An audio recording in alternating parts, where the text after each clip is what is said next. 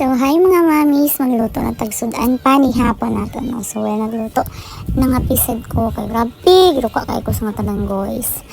As in, katulugon nga ikumoto ng api ko o kuan. Stick na kape, gibutangan ako tatas and a little bit of sugar.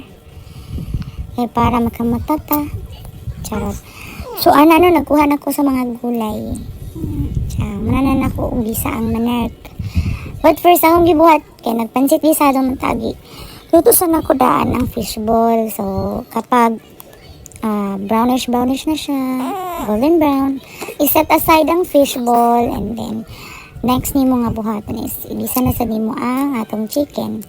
So mura man atong sagos ng pansit gisado. So naunta siya ka ng atay pero wala man kuya mo atay gipalit.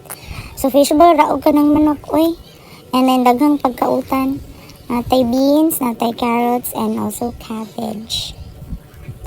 So, cabbage akong gibutang unang na ko ang carrots. Unang manok, carrots, beans, and then kana cabbage. So, ay ninyang bata nang nasa kilid mga ko ano siya sa wallpaper sticker kay katrabaho mi sa balay. So, kano, no? Wala pa gali na iya mo ipansit kanton, guys. Wala pa na ipansit. Iya pa ng mga sahog as in wala pa sa nabutang nato ang kanang fishball ana no diba bongga kayo. Very bongga. So busog na anak ka na parang daan. Ako usually basta magluto kong pansit gisado kuan ra kanang maglanlan na gani ko guys no maglanlan na ko. Kaya ako mabusog na siya siya. Kamay na rice na.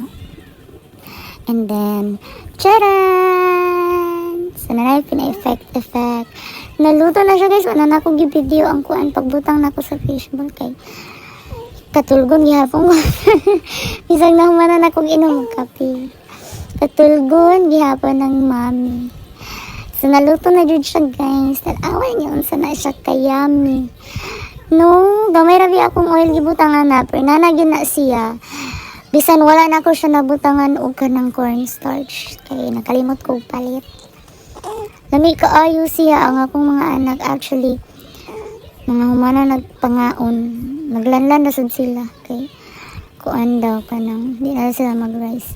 Tanawa ra gud ang inahan no. Baling baktas di paringot kaayo. Nakisa man taway manambok ani ay.